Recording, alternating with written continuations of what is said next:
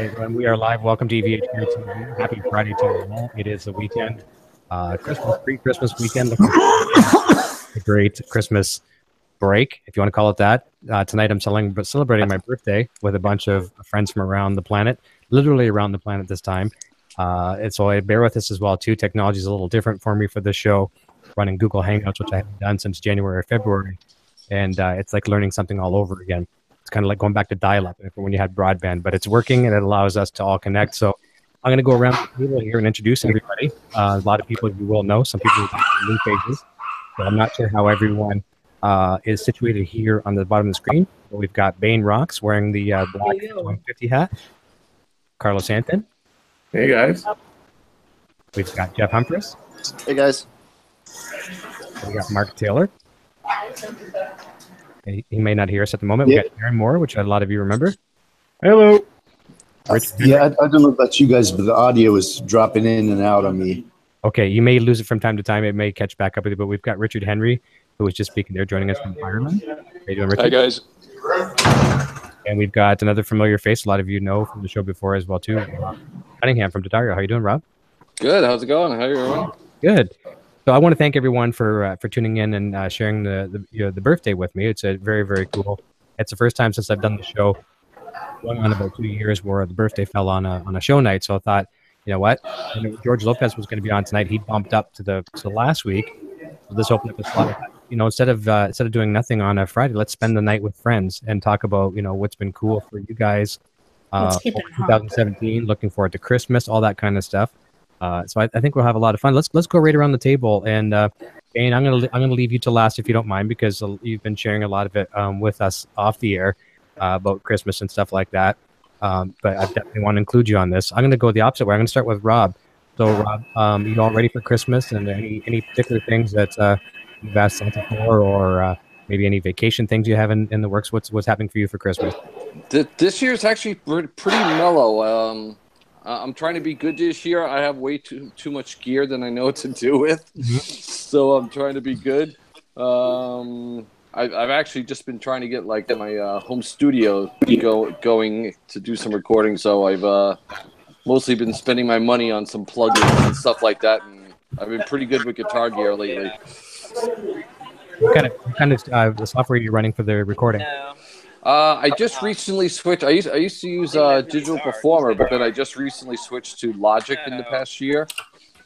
And I'm really digging Logic. I mean, it's pretty straightforward and easy, and it's amazing what you can do with like a $200 program.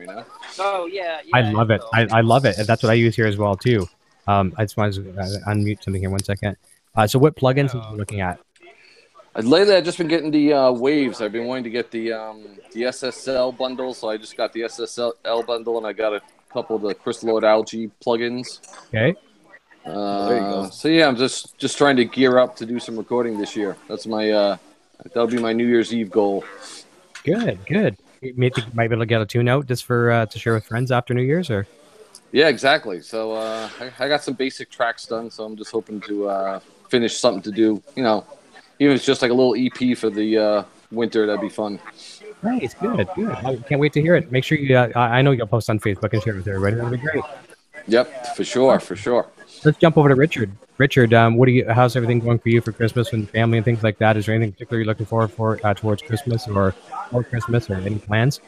Well, all my gear is now bought. I've just spent an absolute fortune on a new Music Man guitar, so nice.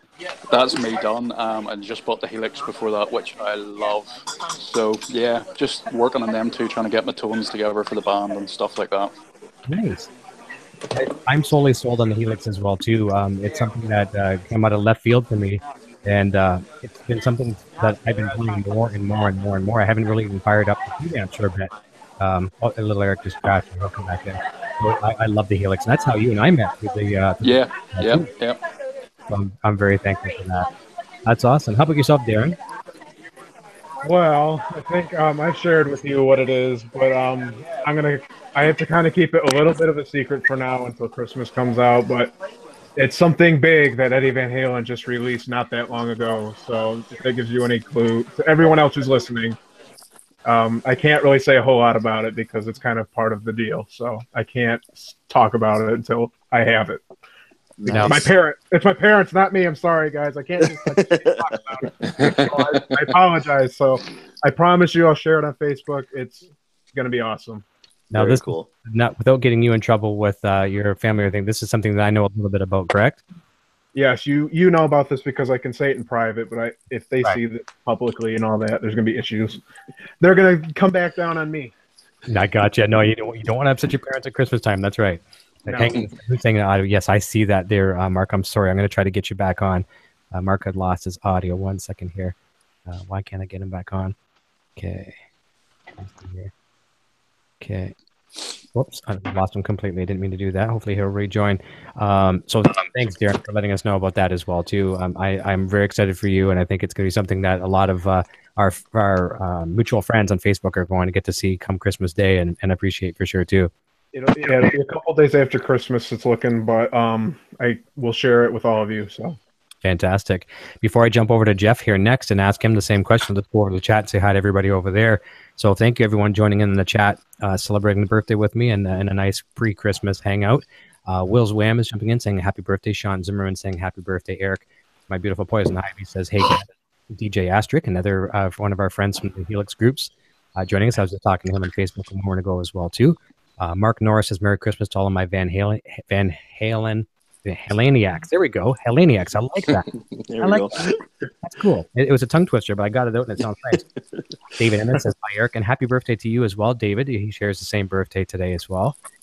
Jason Becker's dad, his birthday. Gary Becker's birthday today as well, too. So happy birthday, Gary. Very cool. Happy birthday to him. Yeah, I had invited Jason to come on the show tonight. And That'd be cool. Yeah, he's coming on in January now instead because it was his dad's birthday. So he's hanging with his dad tonight, which is obviously, of course, what you should be doing.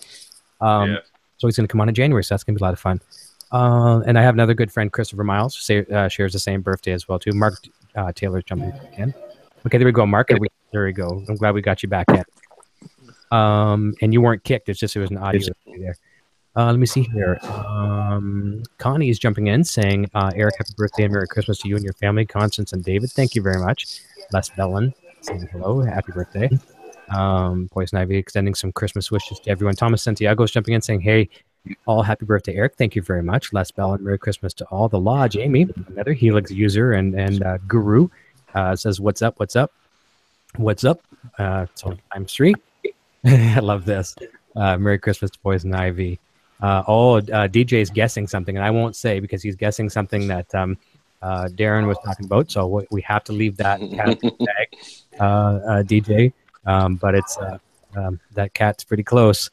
And no problem, Bane, that you crashed there. I got your message. Rocamp 56 says, happy birthday, Eric. Cheers. Bobby Clippers jumping in. Hi to all, and happy birthday again, Eric. Curtis Murata, happy birthday. Thank you. I appreciate this. Some Christmas wishes from David. And Rocamp 56 says, Merry Christmas, everyone. So I'm going to flag it at that. I'm going to jump back over to Jeff. So, Jeff, a couple things I want to say before you mentioned looking forward to doing for Christmas and things like that. Number one, this is a great time. I'd like to talk about your YouTube channel as well, too. I'm really proud of your channel. I think you got a really cool thing going on there with tacos and guitars and all that. But number one, I think you got 2018 was a really great channel. Cool, so, thank you. Tell us a little bit about that, and then tell us what about Christmas is like for your family there. Well, I didn't really have a long list of things I was excited for Christmas. Now I just want to know what the heck Darren's got going on. Mostly, at the channel, I, like you said, talk mostly about the 2 best things in the world, tacos and guitars. So, but yeah, it's a lot of fun. Local restaurant here in town sponsors me, and that's really cool. So that and just all the EVH gear I can talk about, or any other pedals and stuff like that. But it's a lot of fun. Sponsor, use this opportunity to say hi to your sponsors for sure. Oh yeah, hey, 1910 family, hey, what's up? In Austin, Minnesota, best Mexican food you're gonna get your hands on. So yeah, I love it. They're a great bunch of people. You walk in and you'll never forget the friendly faces, and so it's a lot of fun. I like that. Now you're working with a coffee company too, is that correct? Yes, I was working with one. I don't really. I could mention them, but I don't want to. But then there's another one that is in the works, and I'm really excited about that. If it does happen, then I'll be insanely stoked. So, but Well, wishing you all the best, and that's the thing. Thanks. It has to be reciprocal on both ends too. You have to have both parties promote you, but it has to be a little bit of give and take, mutual. Yeah, it just got weird, so not really sure what happened, but yeah, it happens. Totally happens. Yeah, it's okay. I know. What's that? I noticed over here I've got an icon for Eric Rakowski here. I'm not sure if he can hear me. He's joining in. Eric, can you hear us? I see his icon there. He may jump back in. Let's talk to Mark. If Mark, can you hear us at the moment? Yeah.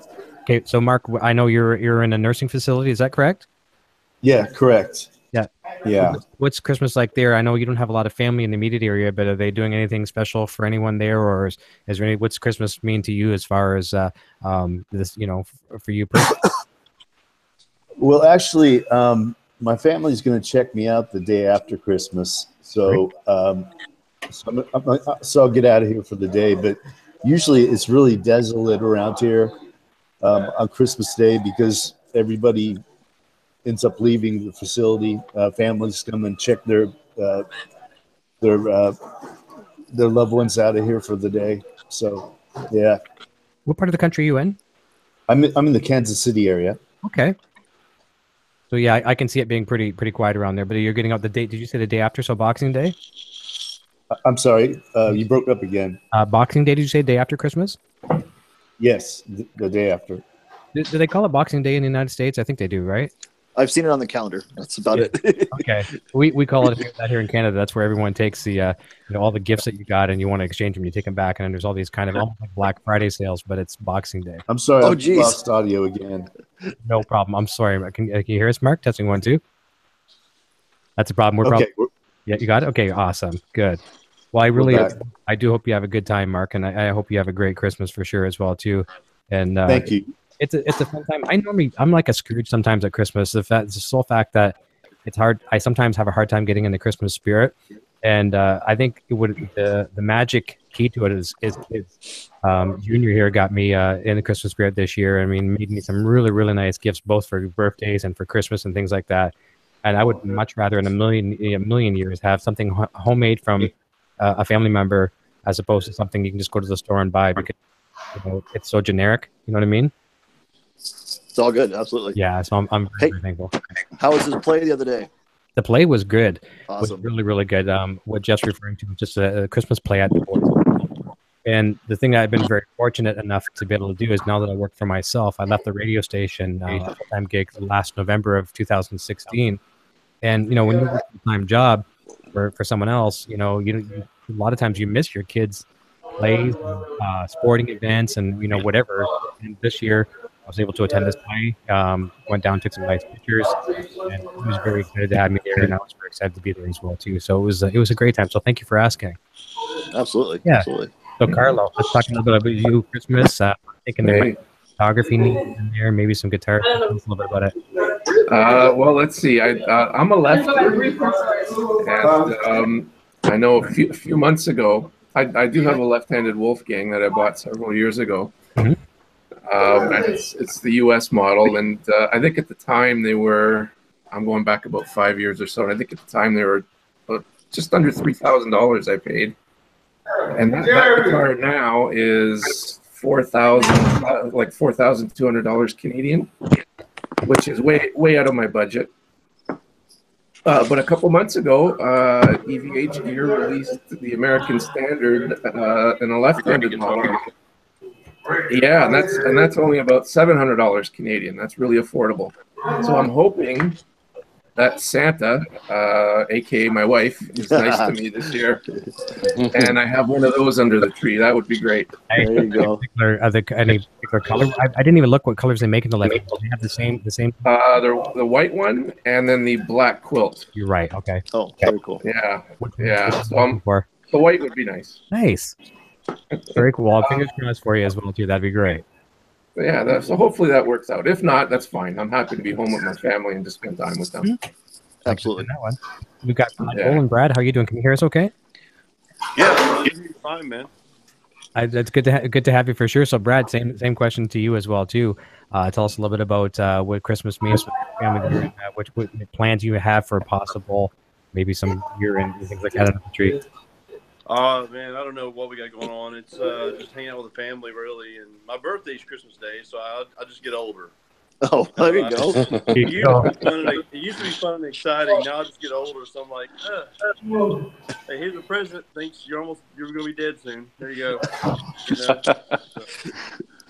But I mean, maybe it's not that bad. I kind of exaggerate. No, we have a good time here. We just kind of hang out with family, and I'm over here near Nashville. So I'm actually in Christiana, Tennessee, but I'm only like a 30, 40-minute drive from Nashville. So that's cool. Those who aren't from here will probably pick up on my accent a little bit. Yeah. I like it. I don't have as strong as an accent as a lot of guys do either. So, but we all have accents, don't we? Yeah. A little bit, yeah, right? Just a little, yeah. But yeah, we tend to hang out with family and just do our thing here. I mean, I've got both of my parents are divorced, and they're actually back in East Tennessee, about 3-hour drive from here. And we've already done our Christmas thing with them. You know, I had to go to my mom, my stepdad, I had to do a Christmas there for like a weekend, and then the next weekend, which was actually last weekend, then with my dad and everybody. Then now we're here this weekend for our family, my daughter, my wife, and we're just kind of chill and relax and not travel at all. I mean, I'm going to actually move as little as possible.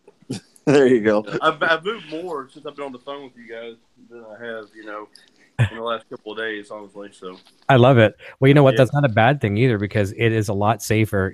This time of year being on the road is not a good thing if you don't have to go places. Crazy. And there's no reason why you can't do a FaceTime call with family if they're, somewhat across the country or things like that. It's nice to be there. Obviously, I don't discourage from that, but it's right out there. And I'm reminded of course, on Facebook, it reminds you of these things, but I have it here hanging on the wall, and I'll show it to you. I kind of want to show it off, but at the same time, I still can't believe it happened. Mm-hmm. Back when Eddie Van Halen and Janie did that whole Amy fundraiser thing, where you donated some money, and I donated like $20 to it, and I got in the mail like a week later, 2 weeks later, the autograph, magazine, which is right here. And Eddie nice. says all the best, Brad, Eddie Van Halen, and then they gave me a Christmas card. Oh wow, there you go. And that's cool. Everything here. I mean, it's really cool. I actually took a picture of the inside of the Christmas card and then just put it here so I could keep the card closed. But nice. So I'm thrilled with that. Every time I look at this, I'm like, I can't believe I got to It's one thing to see mail in your mailbox from somebody you like, but when you see it says Eddie and Janie Van Halen on it, you're like, oh my God. Wow. It's like, that's the one moment I took like 5 minutes taking it out of the mailbox. Like, this is not going to happen again. I'm going to cherish every second of this. Oh yeah, you have to live that moment for the rest of your life. I donated to that as well. And that was, it was $20 donate, and I would have done more if I could. I just couldn't afford it, but it was so cool of them to do that, and I know a lot of people got that donated. So they got that. They got other people got T-shirts and autographed, different kind of truth CDs, I think, or whatever. So yeah, it's pretty cool to get that. It's very cool. Something else I want to give a shout out to you for as well too. So some people may know you as mutual friends on Facebook for your guitar playing. You do a mean Van Halen. You also do cosplay stuff as well too. Which the junior he's not on the Hangout right now. He must have crashed. Hopefully he'll come down here and just hang out with me in here. But he has some friends that are big cosplayers. Tell us a little bit about how you got into that, and what, I know Batman, Superman, all that. Yeah, I've always been a fan of. Ever since I was a child, ever since I was a kid, I've been a fan of movie, how they make movies, behind the scenes stuff. So that's how it kind of started. I was always like, hey, that's a cool Batman costume. I wonder how they made that. So I kind of got into that route. But then after that, I kind of got, as I got older, I was like, people started, hey, will you, can I pay you to come show up at my kid's birthday party? And of course I would.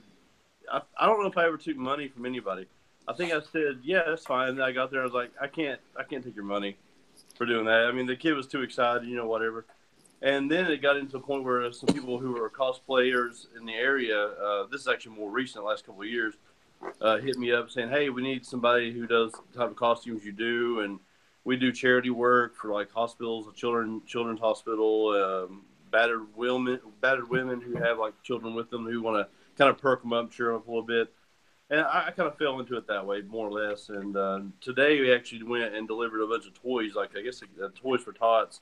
But we actually delivered a bunch to the Children's Hospital. And we had so many people who donated. We had I can't remember the exact count on how many toys were donated, but they were all brand new, and it was just awesome. So I went as actually Batman.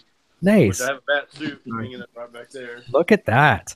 You know, it's kind of hard to see in the phone. I'm sure. I got stuff strung everywhere through here right now. So I love that. Actually, wow.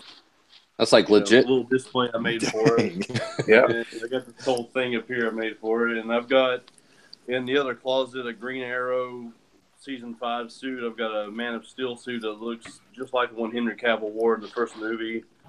I mean, it's a kind of a big deal to me, but it really goes farther than just having cool costumes and just, you know, putting them on and trying to feel cool. It's kind of addicting. It's like anything else. Once you see these kids light up, you know, they don't know who I am. They have no idea I'm Brad Boland. They don't know anything about me.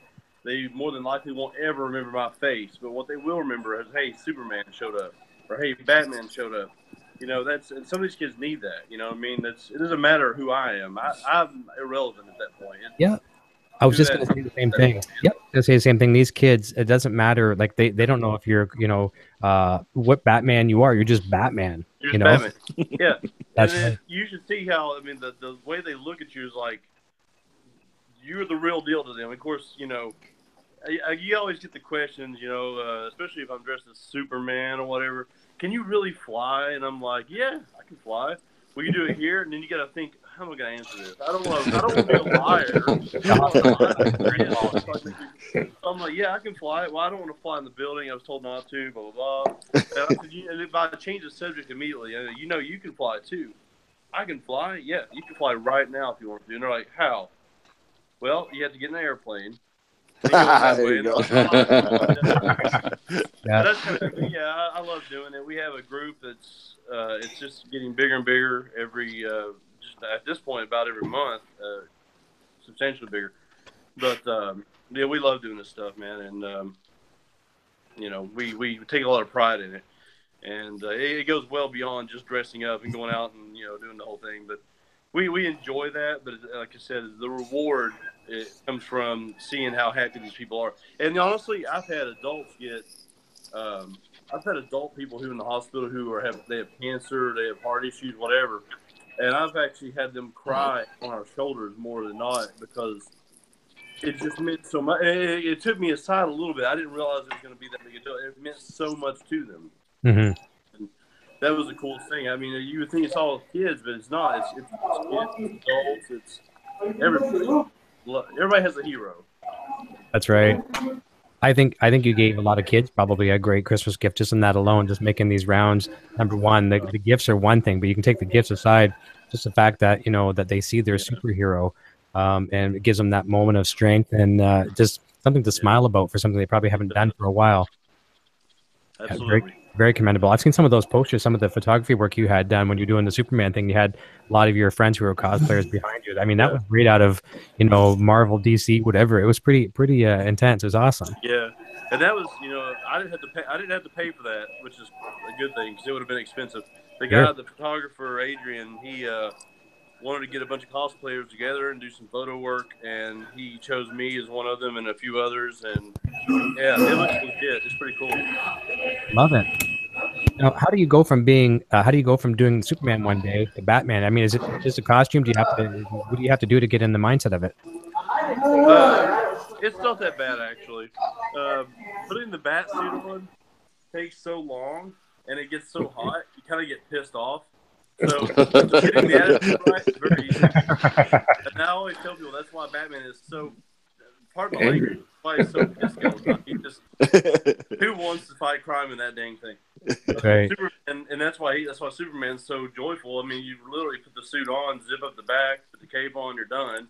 You got, you know, so it's not that bad. I mean, the characters, it's fairly easy. What's funny is wearing the bat suit, literally, my voice changes to the deeper talk. You know, like every time I'm talking to somebody, they're like, hey, Brad, what are you doing later? I don't know. You know, I was going to ask if you do the voice, so yeah, there you go. So, it's just kind of funny, but you know, it's not bad. It's not bad at all. I got a question for you. Do you have a magic button that you push somewhere in the room that you slide from another room into that little change room there, or?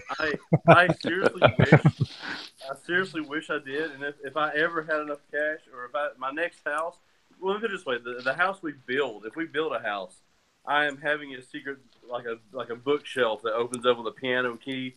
Nice. And it's gonna have, it's gonna be a kind of a mixed feeling. When you walk into that, you're gonna be, oh, this would be so cool. It's gonna have the bat suit, and it's gonna have like a bunch of EVH guitars, and it's gonna have like the EVH amp, and it's gonna have the Superman suit. So it's gonna go all over the place, you know. There's nothing that goes better together than, you know, comics and, you know, any of the sci-fi stuff that we like the Star Wars and things like that. That's actually something I didn't even have written down on the little notes. I don't want to say an agenda tonight because this is as free form as free can be. Let's go back the other way along. And I'll go back and I'll start with Rob Cunningham there in a second. Did anyone see the new Star Wars? And Absolutely. I did. All right. I didn't see it yet. Oh, you didn't see it? I didn't see it. You have plans to see it? I do, but I'll be honest with you, I'm not the hugest Star Wars fan, but I do want to see it, but I just haven't gotten around to it yet. Okay. Me neither. It's a great movie. All right. We'll come back to I you. won't spoil anything. There's like 2 things I don't like, but other than that, it's actually a great film. So I'll say one thing here myself too, and this is not going to give away spoilers because I'm never that type of person that gives spoilers. But they were saying, you know, how in this movie, and this is a common knowledge, you know, Carrie Fisher had passed away after completing the scenes, and so they were giving thoughts for episode 9 and how they can work her character and things like that. And I had read something in this interview. It was a really, really good interview with somebody who's behind the scenes. And I read something towards the end of it, and it gave away a spoiler. I was not searching spoilers for this movie. Oh, no. And I hate spoilers. And it gave something away very epic. And I was so mad, but I kind of put it out of my mind. I didn't tell Junior because he was coming with me to go see it. And I took a friend too. And I put it out of my mind, and I knew it was going to happen in the movie. And when it happened, it was still enough of a shock to me. But it was a real bummer.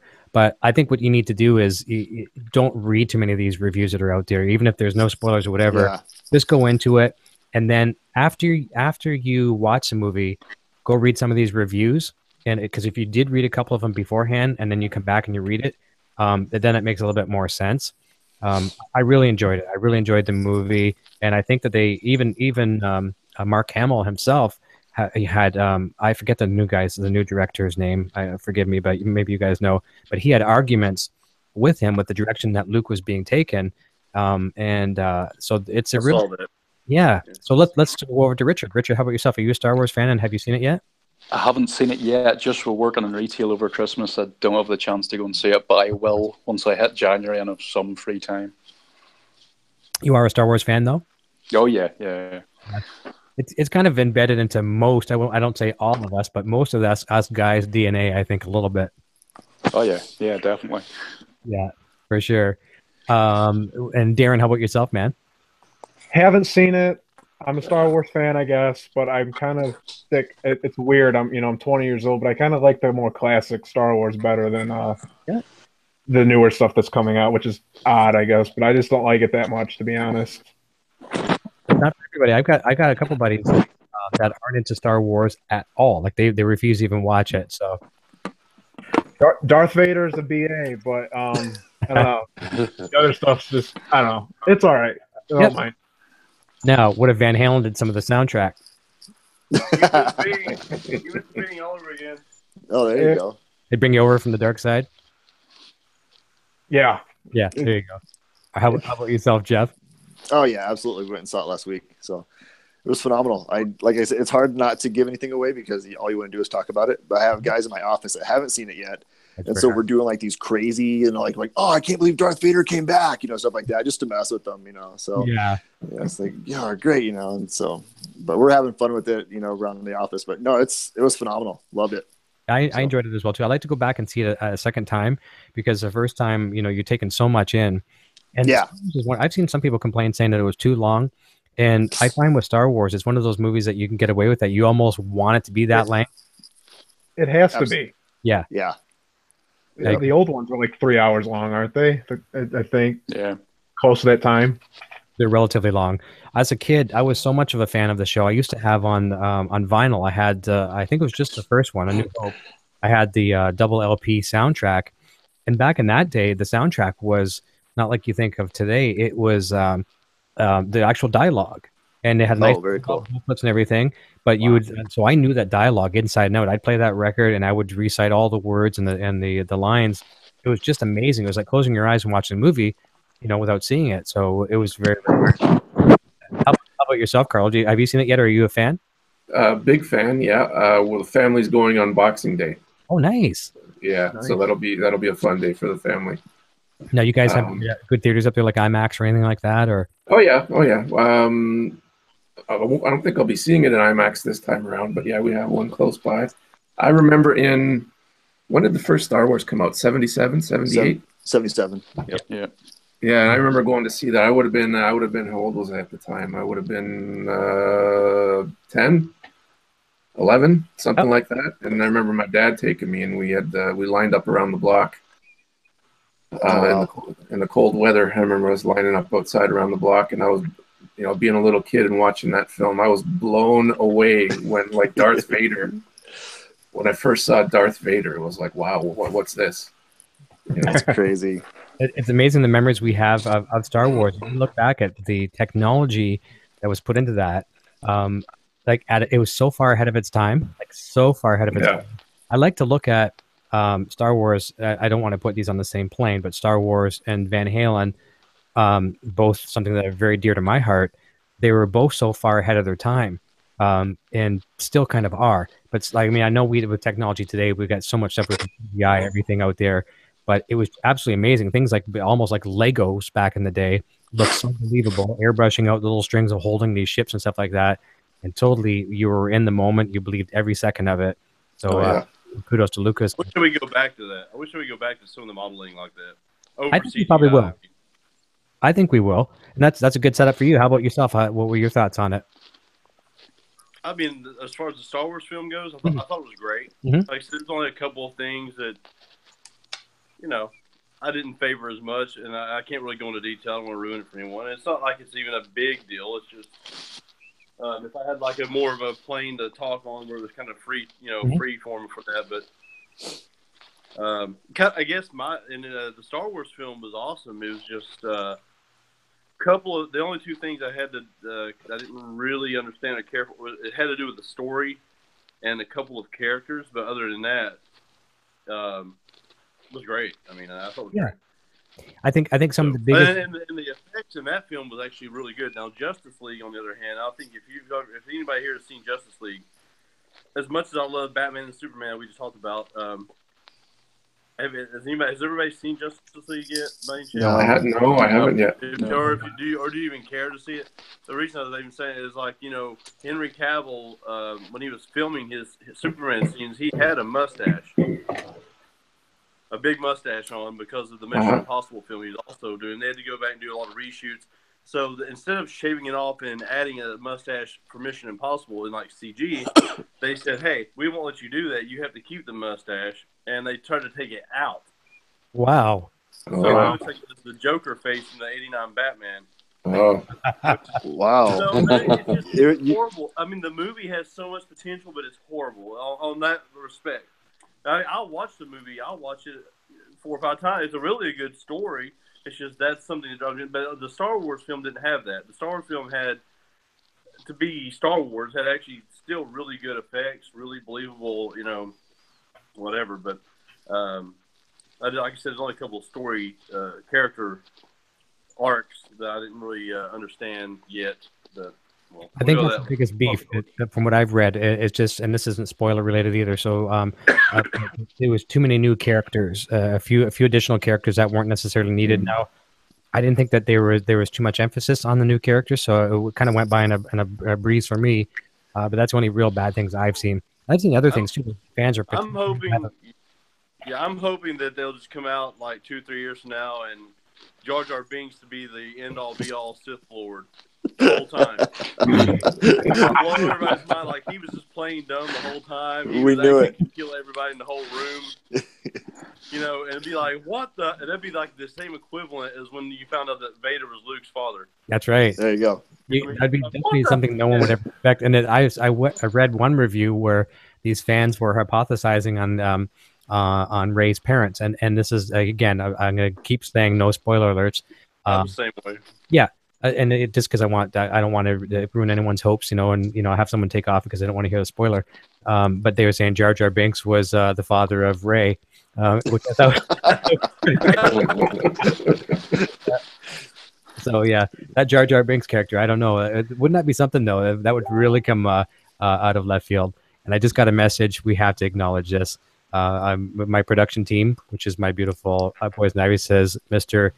F.U., not Foo. I stopped saying Foo. Mr. F.U. Tone himself is in the chat. Oh, right on. No Star Wars. Hey. Not to yet. And Adam, you have no worries. No spoilers. Never a spoiler on this show. No spoilers. Adam, Yeah, and you know I what? would recommend seeing the film. If you asked me, would I pay again to see it? Yeah.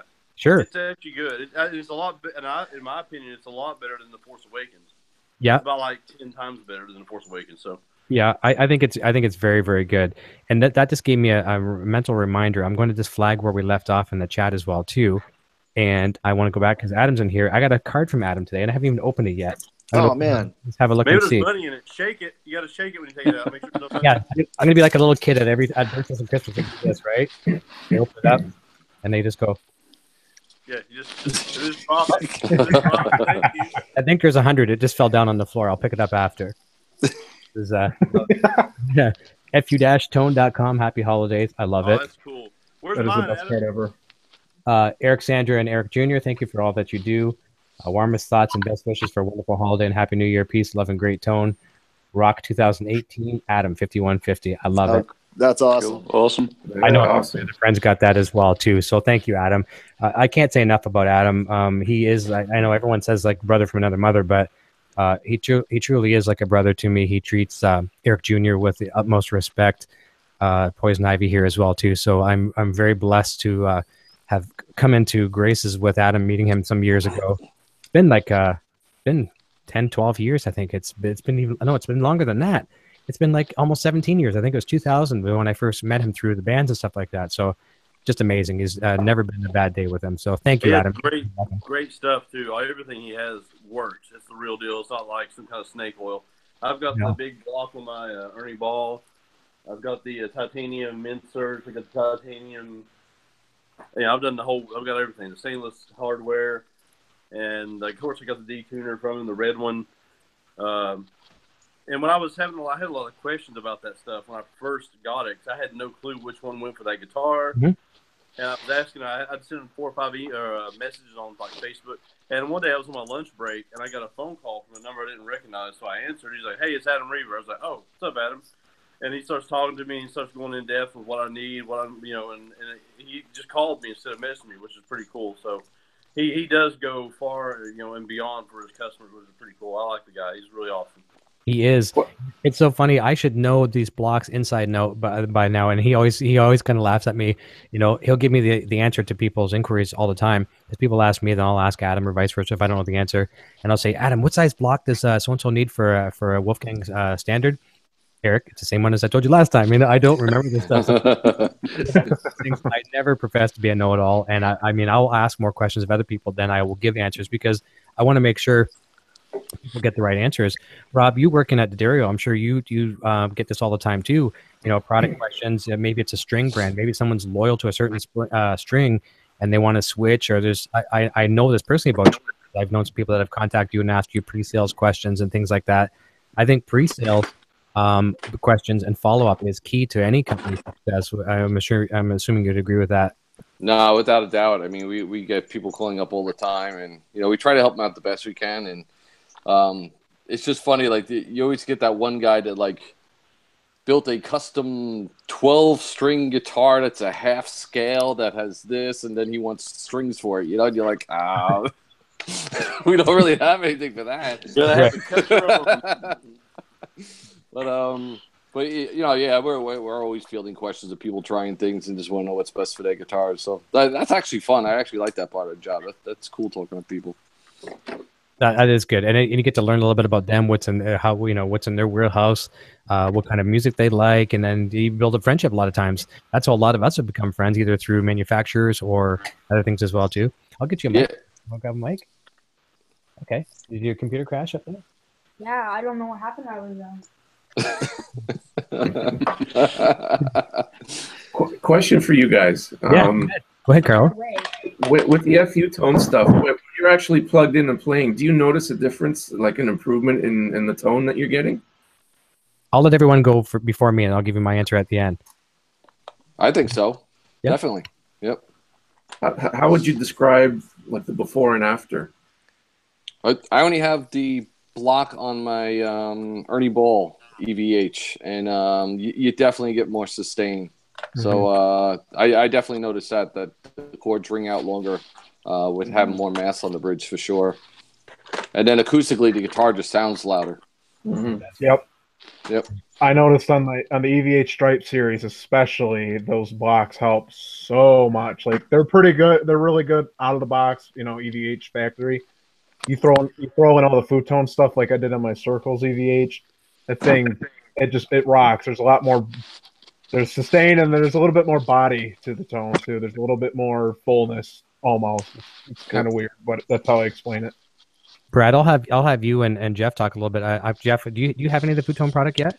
I actually was getting ready to say we need to let Adam know I need a couple of those trim stoppers for starters. Okay, so yeah. I'll turn it over to Brad just for a quick second. The only reason why I'm going to say that is because I'm going to help the boy get set up with a stool and a microphone and some headphones here. But Brad, you go ahead and just describe a little bit about obviously you got the phone call from Adam and stuff like that too. But just maybe and the plugged in versions of how you like the gear. Well, first off, I love the gear, and it does add. For me, it seems like it adds more sustain.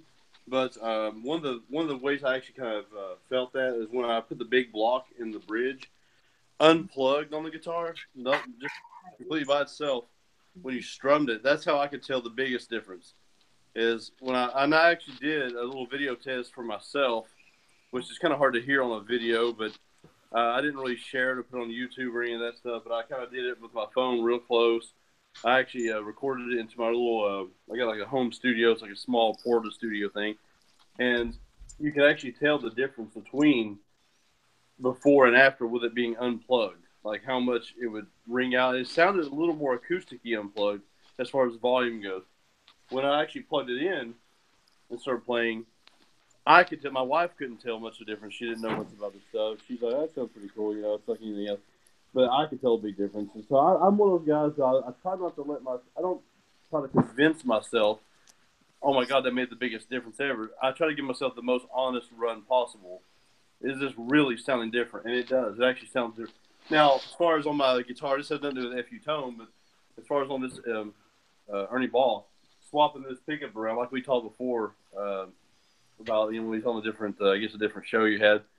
I switched it around. I basically flipped the pickup like Eddie did, and that I can't tell a difference on.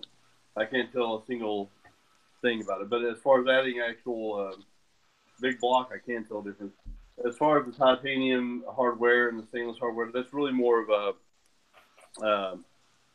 it kind of helps it last longer. It helps it to not, like some of the actual inserts, the titanium inserts on this guitar won't rust. They won't get frozen or seize up. Board that were factory, which is pretty cool because when you want to change something, it's easy. You just break it loose, it comes right apart. When I got this guitar, I was actually the second owner of it. It had the factory strings on it. It has the factory the plastic on the back, which it still has two of them. The main defect wore off, so I went and peeled it off. But when I actually went to change the strings for the first time, those were seized up, and it hadn't even been played a handful of times. So. But now I can change them real fast, But the FU tone stuff, it does work. Now, like I said, I don't have everything he offers. I bought the D-tuner from him, which is an EVH D-tuner. I bought the titanium inserts. The biggest mod I've made on this guitar was the big brass block. And that literally does add a lot more sustain. The other block was really great, actually. It worked fine. But side-by-side comparison, if you're holding a note, whatever, a chord, there is a big difference between the big block and, the smaller one that came with the guitar. And I still have the small one. I kept it for future reference if I ever want to do anything with it. But I always keep mine as well, too. Yep. And what's funny, the Wolfgang guitars, the block is the same size as the factory one on this one. So, I don't know. Eddie, he's probably watching. It's my luck. If you are watching, there are certain things that he does to his guitars that aren't offered on the factory released model. So for it to be what he uses, some of it's not. But I think to be fair, I think they leave it open because there are so many different variations of what people want. So they give the people the gist of what he has, and if you want to do something a little extra or not, it's up to you. Instead of forcing everything he has on you, you know what I mean? So I get people a lot of times. Eric, if I know you always say that put the futon stuff on the standards and the specials and stuff like that, but do I really need to do it on the American ones? And I said, why not? Well, And I always say too, and here's where I try to give my honest, 100% sincerity and transparency. I could say, yes, you have to have every single one of these futon products. I say, if you want my honest opinion, you start with the brass block. Now, I haven't tried his titanium blocks or anything like that yet. I have not had one of those on my guitars. And I'm very, very happy with brass, so I don't really have a need to reach out and try the titanium. I may try one sometime just on one guitar and see what kind of result it gives me. But I tell people, try the brass block, and that's going to be the first thing you're going to notice right away. And they say, well, what's it sound like? And I said, well, here's an example. Take your guitar and just play at your computer desk or maybe at your couch, and you got a coffee table there. Just strum a few chords on your guitar. Then reach over and put your headstock on that coffee table or at your desk. And when it connects, how it resonates. Yeah, when you hear that resonation, that's the first thing you're going to hear when you upgrade the block. That's what I heard.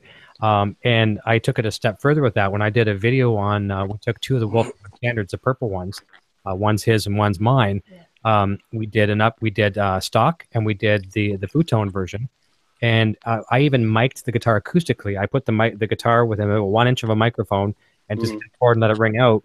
And I even recorded the waveform in Adobe Audition, and you can see the waveform. Let's say on the non-futon, the stock was about like this, and the waveform was like this. Yeah. So I don't know what the dB rating was. I don't have a decibel reader meter, but I know it was substantial that you could hear it. And then from there, everything else, like you nailed it on the head when you talked about just the longevity of the parts. Stainless steel hardware. Number one, maybe Adam could comment to see what that does for tone. I'd be lying if I said I heard, oh, that sounds great because I've got the stainless steel string locks. But it's just, I know for a fact I'm not going to have those rust and corrode and things like that. Now, I have gone from the titanium string lock blocks to the brass ones he's just brought out, and I love those. Those are strictly only in one guitar right now, the 5150 striped over there. I don't know what I'm hearing. Because you get spoiled with futon. Once you get spoiled with it, it's like you don't know what you're hearing after that point. You just get to good and great, and then it's just gravy after that. But I love it. Well, the brass is so much. The brass is such a softer metal, and it holds vibration a little longer. I think that's why it works so good on like Strats for like the nut. Ingve, think Ingve Malmsteen. The brass nut on it. I mean, that's one of the big factors of his tone. Really, is that brass nut of all things. Maybe even right there with the pickups, but the pickups are a big factor, of course. But that brass nut. I mean, really sustaining is kind of the key to most tones, you know what I mean? Yep. And like you said, when it comes down to playing unplugged, if I go into a music store, Guitar Center, wherever I may be, I'll pick up a guitar. I don't always buy the guitars. I wish I could afford them, but I can't. I'll pick them up though, and I'll start to play it. There's always a guy who walks over, or a girl who walks over and says, "Hey, that's a great guitar. Do you want to plug it in?" I'm like, "No, I'm good." You can't hear it. Like, I always tell them I don't have to hear it exactly. Even if there's people playing near me, I don't have to hear this guitar. I can feel you can literally feel the vibration, like you said with the table, except just without the table, you can feel if it's good, it's good. And if you like it with unplugged, not even really hearing it, if you like it unplugged, then plug it in. Start on a clean channel, work your way up from there, go to the dirty, go to the lead channel. But if you can get through that first, just unplugged, and then into like a regular clean channel, if you like it, by then it's probably a guitar you're gonna love. You know what I like to do, and that you nailed it right on the head there. I don't like to play in music stores much at all. I have this real weird stigma, subconscious thing, so I don't like to play in stores, even when I worked in music stores. But I like what you said. You can feel that right away, even if it's a noisy environment. If you're at a concert and one of your idols gives you your guitar and you're sitting there playing when you can't hear a thing, you can still feel that guitar is going to be good. Yeah. What I like to do from there is to go one step further. Is if I'm at a music store with a buddy, a lot of times I'll say, okay, I like this guitar it plays and it feels good on me, whatever, like the vibrations, like you say. Then I'll give it to him, and then I'll stand out in front of it and still not plugged in. I want to hear how that guitar sounds on the other side of it. and just to see what kind of reaction I'm getting from that. Then I'm like, okay, that sounds really cool. Let's plug it in now. And then sometimes, you know, you might get to that third stage and you're plugging in. It's like, oh, it sure sounded good before we plugged it in. But then you can't. There's so many factors there too. Maybe you're plugging into a crappy amp. Maybe you got some bad patch cords.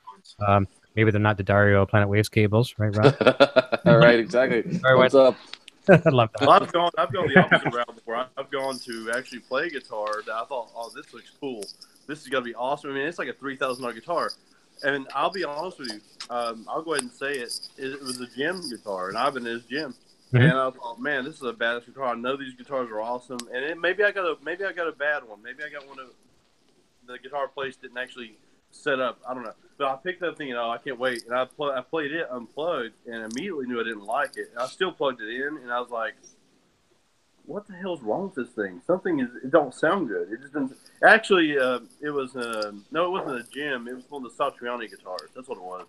And as cool as he is and he sounds, I know I'm not going to sound like Joe Satriani plugging it in. Don't get me wrong. I mean, but something about that particular guitar, and like I said, I could have got a bad one. I could have got one that was just not set up, which is likely, you know, when you go to a Guitar Center or any, you know, local music place that you may play one of those at. So, but I mean, that's kind of the fun thing. But I played, you know, a $700 or $800 Telecaster. Actually, it was a Brad Paisley one of all things.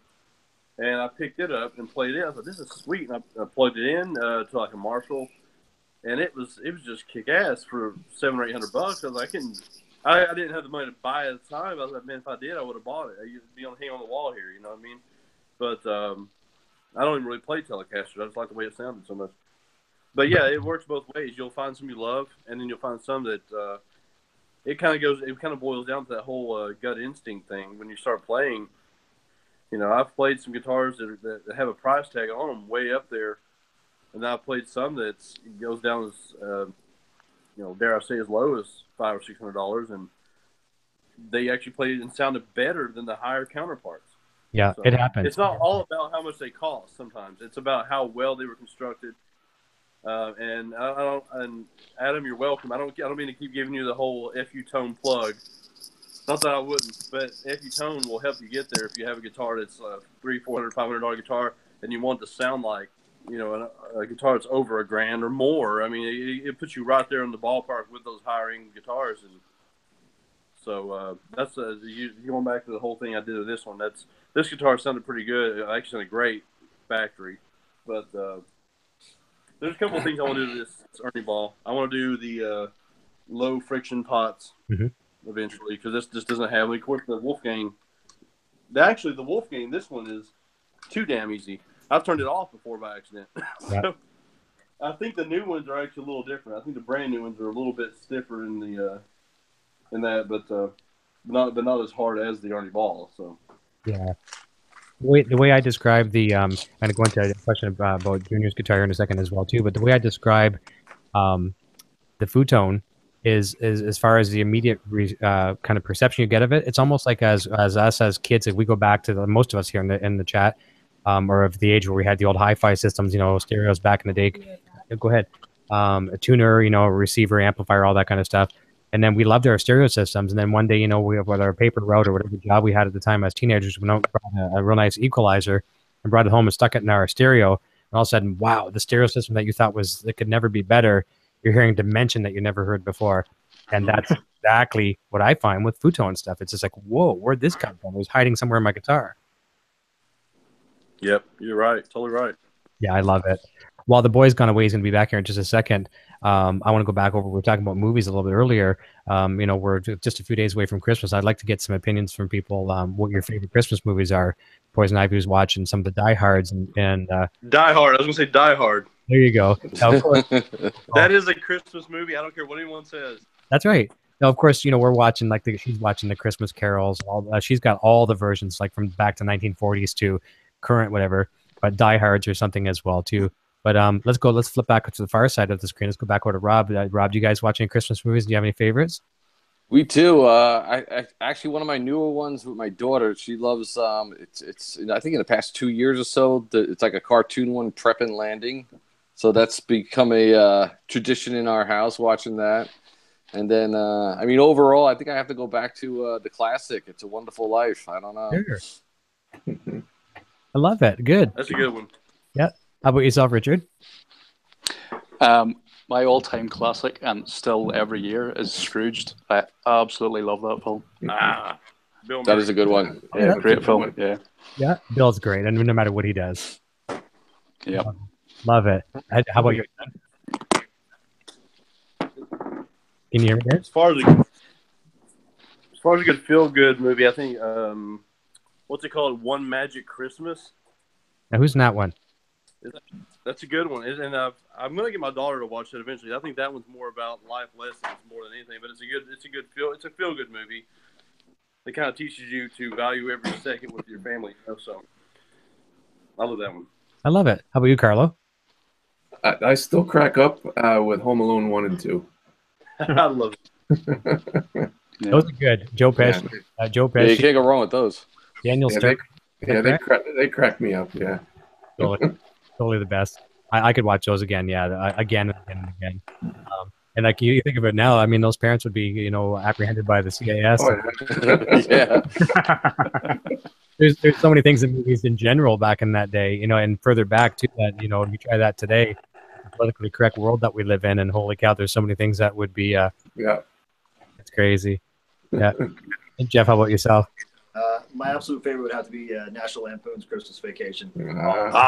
Yeah, good choice. That's a given. That's like the holy Bible of Christmas movies. It's almost like you as a teen, you have to watch it. Oh, absolutely. And then Elf, we've been watching that one a lot lately too. Yeah. Aaron, can you hear me? I'm not sure if you heard me a second ago. Can you hear me okay? Yeah, I can hear you. What's your favorite? Probably the Grinch, the animated one, or even the live action one, and then Home Alone. And other than that, the only thing I really enjoy around Christmas time is like when Family Guy and all that do like their Christmas episodes and all that. I kind of enjoy that stuff more than like movies. But yeah, that's just me. Yeah, sometimes it's like they're shorter too. A lot of times too, so you can get through. Yeah. Yeah. How about you, bud? Can you hear me? Oh yeah, we can hear you. All right. This one's an animated one. I like the Polar Express. I think that one. That's pretty That's a good one. Tom Hanks in that. That's a good one. Yeah. Polar Express.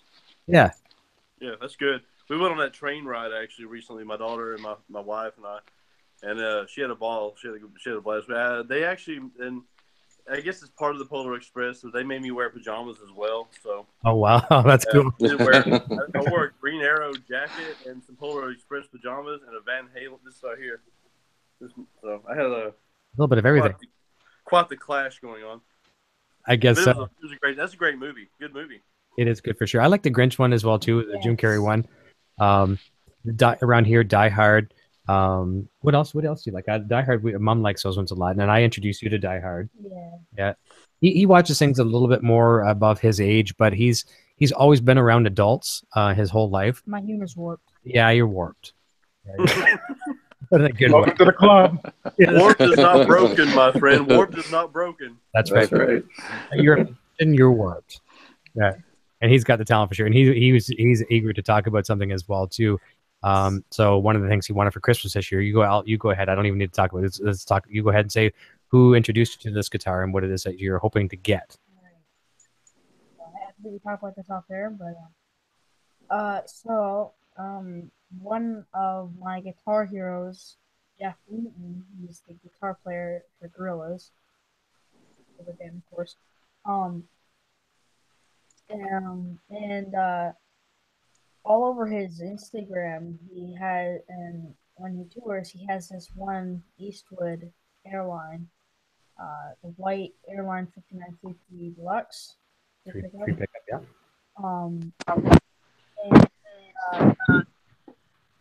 Well, I wanted this pretty bad, and I think I'm getting it.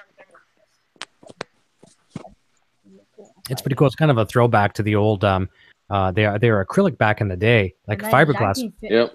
Fiberglass in the 1950s. Yeah. Now they've redone them. Eastwood's making them. They're really, really cool. A lot of you see people like Jack White playing them and stuff like that. A lot of eclectic bands, but it's good. It's cool to see him get into that, and I'm very thankful to the Gorillaz for inspiring that. Number one, inspiring him to look into that. Number one, making me a fan of their music. A lot of people look at some of these bands and you think, okay, there's not much going on musically in some of these bands like that. There's a lot going on. I became a huge fan. I have to say it's probably my second or third favorite. Well, I've got a couple other second favorites now, but third favorite band. And there's great music going on. But it's going to have a Bigsby tremolo on it, which is great. 3 pickup, and they look like humbuckers, but they're single coils. Not a P90. They're literally a single coil in a Oh, really? Yeah, in a full humbucker cavity.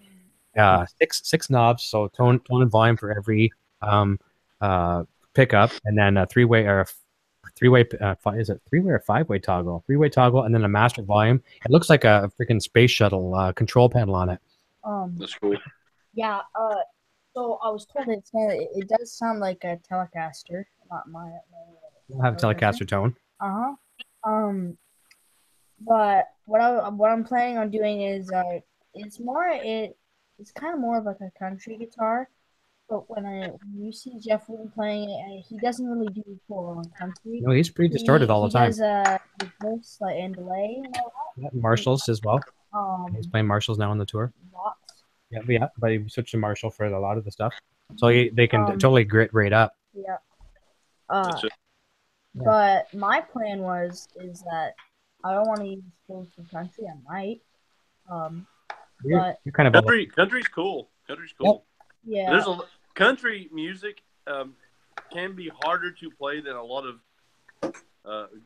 dare I say Van Halen or even some Vi stuff.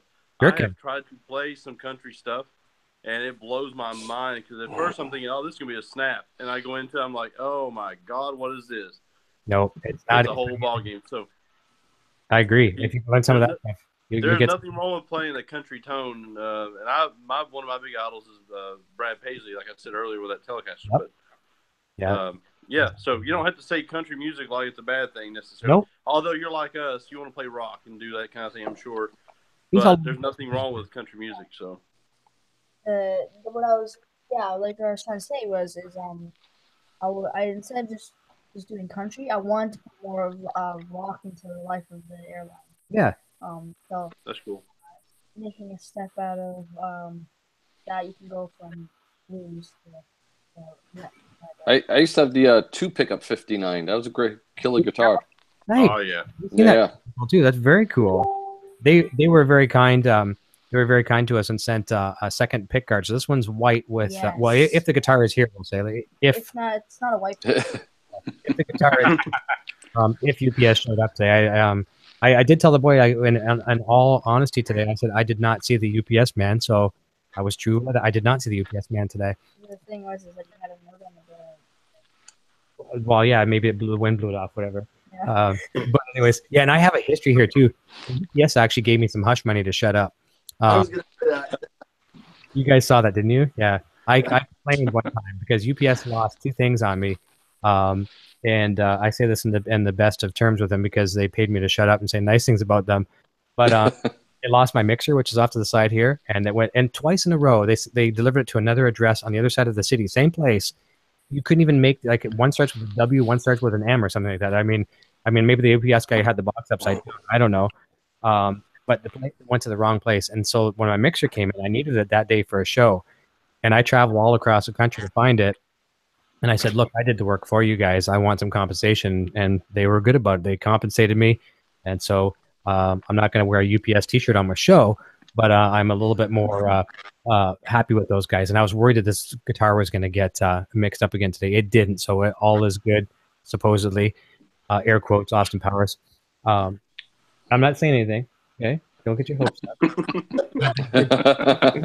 It arrived. There's a second pick guard in there, and what originally was going to happen is we were going to get Eastwood to ship the guitar over to Jeff Wooten over in England. Yes. And he was going to get all of the gorillas, including Damon Albarn, who's a musical genius. I mean, some people may know him from Blur, but he is a musical genius. Some people may not know that.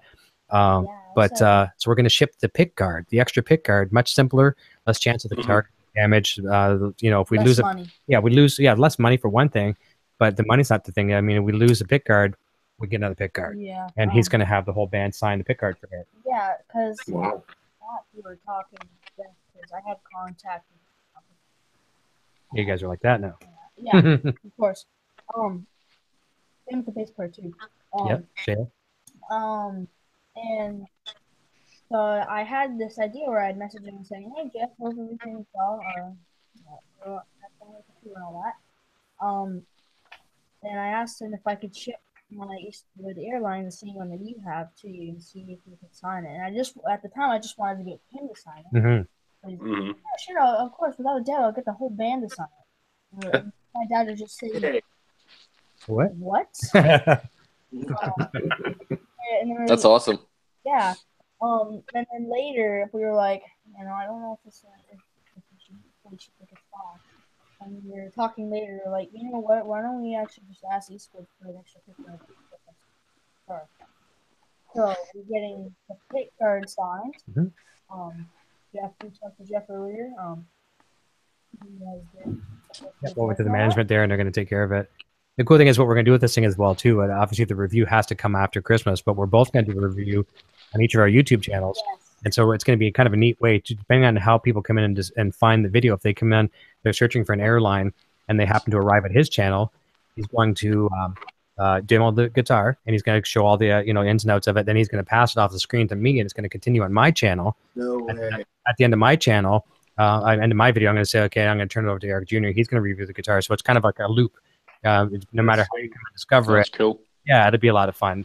And my take on it is at the ending, was okay, thank you, goodbye, blah blah blah. And I'm gonna say, but wait, well, Van Halen, and I'm gonna pull up some Van Halen on a Bixby. It's gonna be pretty fun. Yeah. What's that? That's cool. This is a teaser for you guys. This is the behind the scenes.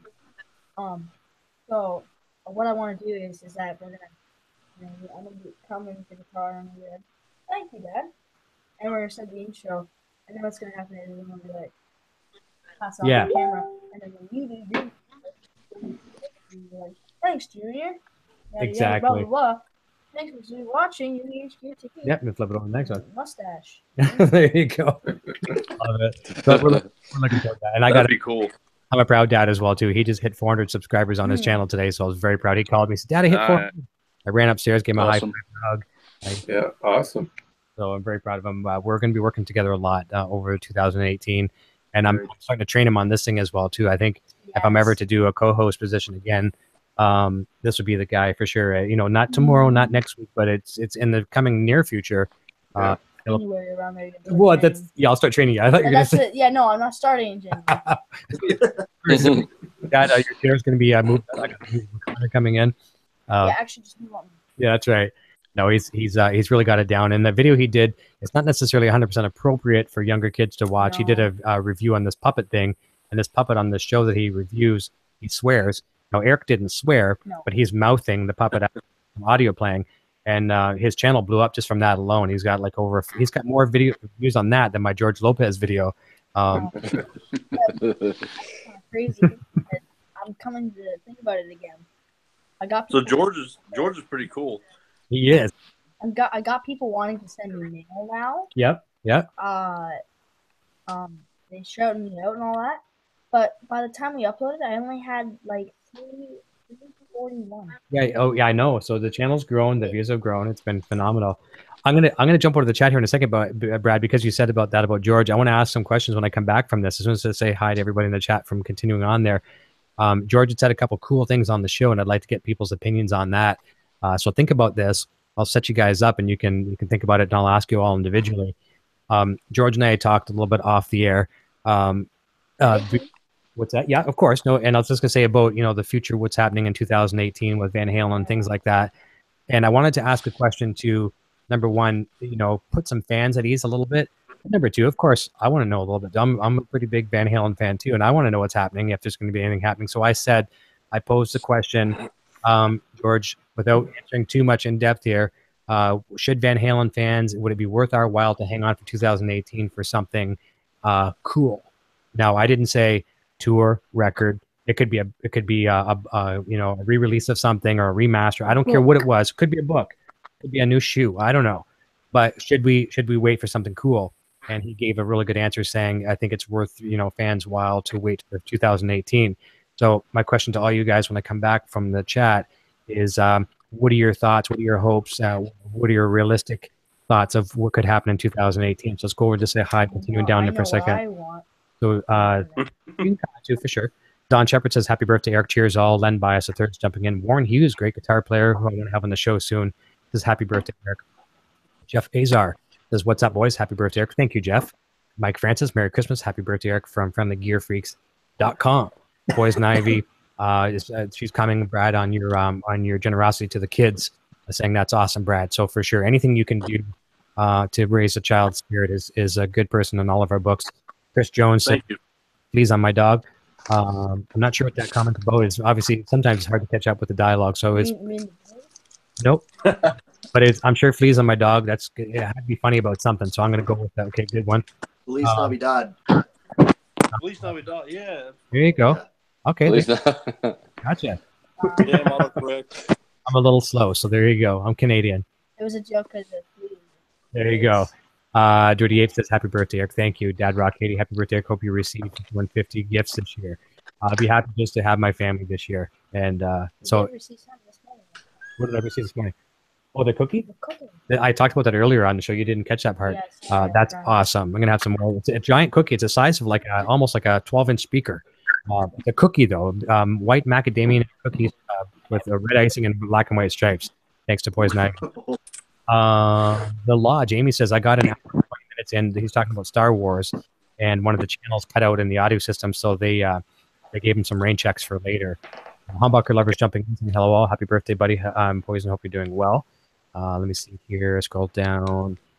So Futon, as I've mentioned, jumped in and says, hey guys, just popping in to say hi and happy birthday. So thank you very much, Adam. I'm sure he's gone. Hey, he didn't want any Star Wars spoilers. Quentin James is jumping in. Says, hey y'all, and Quentin, get a Helix. Let me see here. I just had to say that. He's as anti-Helix as Helix. Sylvester, his bird is watching right now as well. Let me see here. Quentin James says, goofball of a bird. He is for sure. What else did I miss here? I just want to make sure I didn't miss anything else. Scott MacArthur jumping in, saying happy birthday, Eric. Just realized it was your birthday. Mark Taylor, I wasn't here earlier, but having audio problems. Let me see. Is here? Hi, Terry. Hey, Terry. Good to see you. Merry Christmas early. And Scott MacArthur says, hey, everyone, checking in. Haven't been able to been on the live show in the past few weeks. Great to be here tonight. Yeah, we went a little earlier tonight as well, too, which is kind of nice. Jarwith Beekter is here saying happy birthday. And Futon, as he's leaving, says, I had to run out. I will watch replay tomorrow. Thank you for all your support and faith and Foo.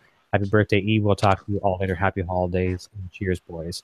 Terry Bear says, you have a higher chance getting a bad Gibson than an Ibanez. Yeah, he says he. But remember demo wall hangers from Tryout Abuse. That's true. I've been to some stores where even I've tried some EVH guitars, and I was like, oh my God. I have to, are they not setting them up? Like, what's going on? Any brand of guitar. Usually the case. Yeah. They put them on the wall. Sometimes they don't have a technician on staff, so you got to be kind of take that in consideration as well too, and especially if they're high volume turning over all the time too. They don't even get enough time to get them on the floor, let alone to get them out the door and set up 100%. But you can always bring them back and get them set up. Charlie S is jumping in saying happy birthday from Jersey, bro. And Jamie says, I play a lot of the cheaper guitars and I futone them all. In every case, I can feel the guitar resonate in my left hand, sustains better, and my bridge flutters better with more mass and weight underneath. 100%. And Futon saying hi here. And Jamie's also hoping for futon parts for Christmas. Bruce is jumping in. Happy birthday, Eric. He says, hey, Bruce, I'm going backwards in the chat now, too, so I'm just kind of going the opposite way. That way I probably don't miss too much. So let's go back to the question I posed to you guys. I'm going to throw it back over to Rob. We'll go on the far side. So Rob, I'm not sure if you saw the episode with George Lopez, but George Lopez alluded to, fans should hang on for 2018. Didn't give us anything that we shouldn't know. And, he has a very tight relationship with Eddie Van Halen. So there's a trust circle there. And I did not want to breach that. Even if Eddie comes on the show, George said this to Eddie. You go on Eric's show, Eric's not going to throw a question from left field and leave you hanging like a deer in headlights. I won't do that, and that wasn't my case here either. So what are your thoughts on what could happen? What would you like as a fan? Just you can do the whole gamut for 2018. I don't know. I mean, I just hope they do something, because it's like it seems like this. He has like a burst of activity and then he kind of goes dark for a little while, And he really doesn't do any outside projects either, like outside of a Van Halen. So you don't really get to see anything in between. So I know. I think if I had to guess, I think I might, maybe something with Sammy, but That'd be awesome. I don't, I think that would probably be the logical next step. I'm not sure, but I think maybe if something happens, I think it'll probably be something with Sammy and Michael Anthony. That'd be cool. It's hard to say. I mean, Sammy was the first one that started all these rumors. He was like, I don't need Van Halen, blah blah blah blah blah. Then a little bit later on, he's like, I don't have any hard feelings towards Van Halen. And then he kind of goes back again a little bit. They didn't wish him a happy birthday, and like, I don't need Van Halen. It's like, it's with the Van Halen camp, you have to always bide your time. As a fan, as a member of the band, I just find that you just can't rush that thing. And I always find they've always said this about Van Halen: no news is good news. And I do. Yeah. It sucks. It really sucks. But we talk about this a lot. Remember the days before social media, when you didn't know what your favorite band was having for breakfast, and what time they went to the bathroom, and the Instagramming their food, all that kind of stuff. And it was kind of cool because it was this mystique. You never knew what was going to happen. Now we're in the new millennium, and we got social media. We know what everybody's doing. Van Halen has those tools at their disposal, and they have, Janie looks after, Eddie's accounts and stuff like that, and Eddie does a little bit of stuff. Now they have the opportunity to go on there and say what they're doing all day long, and they don't. I think that's a good thing. People will criticize them. Well, they don't care about the fans. They don't whatever. I mean, first of all, just because we buy material and we buy guitars, we buy all this other kind of stuff, does not mean we're in a contract with this band to have something in return. We might want something as a fan. We want more because we love them, but they're not under any obligation to give us anything. I think the fact that we're seeing him out in public a lot more, happy, smiling, taking in, extracurricular activities far outside of music is a great thing. You put him in a happy place, and I think that's going to reflect in his music. And I feel personally in my heart, I have a feeling there's nothing to back this up, but I have a feeling that there's new music being worked on. And what capacity, I have no idea. I think Wolfgang's working, and I think Van Halen's working. And I think there's something more coming. It's not the end of Van Halen yet. But let's go over to Richard. Richard, how about yourself? I think pretty much the same as Rob. You just like something, whether it's any new music or anything at all to come out would sort of be nice this year. But I did see today on Joe Satriani's website that he was in Sammy's studio, so whether they're doing something at the minute, who knows? But yeah, just anything, new music, anything at all, that would be cool. I love it. How about yourself, Darren? I know you're a fan more so of the Dave era. And I was going to start off first off, David Lee Roth and David Lee Roth only. I will not do the other guy. Sorry. I won't. If they do like a split tour, I'll pay for like the lower end seats, so I don't have to be close to that other guy when he comes out. To continue, I feel like an album's gonna pop out and a tour is gonna pop. At least a tour, because it is the 40th of Van Halen 1, which is why David Lee Roth still has to be in the band. But yeah, I feel like they should at least tour for the 40th of Van Halen 1 and try to do most of the songs off that album. I could see why On Fire would be a little bit of a challenge for Dave now, but I'd like to see that. And an album more than a tour personally, but I see a tour for sure. Yeah. And what I do admire about you, Darren, is the fact that even though you don't really like Sammy Hagar, you have a lot of distaste for him. And Sammy Hagar isn't my favorite singer either. I'm a Dave guy through and through, but I would be lying if I didn't enjoy the Sammy. I mean, I crank the tunes, but there are some fans where, like even though you said you'd go and you'd sit a little further back, at least you'd go. There are some fans that just like it's either this or this, and there's no either way. I'm an Eddie Van Halen fan before I'm the other guys' fan. David Lee Roth is he's like my second favorite person in the music industry, but I'm Eddie Van Halen first. I go to see Eddie play. That's why I go to Van Halen concerts. That's right. Everything else is icing on the cake. That's right. Exactly. Did you say yourself you had an opinion as well? Yes. What's your opinion? He wants to see a tour. I want to see a tour. His first concert was Van Halen Molson Amphitheater in Toronto. So yes. Very nice. It was very sad for me though. Mm-hmm. I could watch the monitors, but this dude was sitting right in front of me. Tall guy. He was 2 times a tripod for camera. Oh, geez. That tall. Wow. And stand up and. Oh yeah, trying to see. Yeah. We went down with a police officer friend of mine. I do their website, and he came down. This was the 3 of us, and so he was. My friend was watching Eric for the first 20 minutes. I was up at the front taking photos, and then I come back and I stood him up on the chair so he could eventually see a little bit more, which was cool. But I was like 9. You were, yeah. Yeah, 9. Yeah, that was his first concert. Van Halen first concert. Pretty awesome. Let's go to Jeff. What are your thoughts, hopes, realistic expectations, wish list? Okay, can you hear me? Okay, I had to get rid of got you. Good. Yeah. Right. But yeah, I would say I noticed one thing that George said the other night. I swear he said that Wolfie has left and is doing his thing. So yeah, I would love to see maybe Michael back and then possibly even do a. I don't care who's singing, to be honest with you. Mm-hmm. I'd like to see him tour. As far as an album goes, I'd be tickled pink. It'd be amazing. So, and once again, I could care less who's singing. I'm there for Eddie, and I'm there for the band. And I look at it as this is such an age-old argument. It doesn't matter. My opinion is void and null in this whole thing. But seriously, it doesn't matter who's singing. The band's amazing. It was 2 different setups. You got the classic, you got the pop, whatever. It was still amazing. So that's true. Just one was a little better. I love it. Yeah. Hey, Warrant. Going to see Warrant. So, oh, you seen Warrant? Yeah, going to see Warrant. Oh, they're in the. It's going to be at Dokken, Warrant, and Winger this summer. So. That's like a. Oh damn! If that show comes my way, I'm going. There you go. I've already seen 2 of them, but Dokken would be pretty cool. Right. Yep. Well, I never know. You never know. I think you were kind of right. You did when you said how Wolfgang is. George said Wolfgang's doing this, whatever. You have to go back and watch it a couple of times, and you have to also keep in mind George Lopez just woke up. Just before, like literally, he goes, "This is video, right?" And then I said, "Yeah, it's video." He had forgot, and so the guy keeps his word. It was pretty awesome.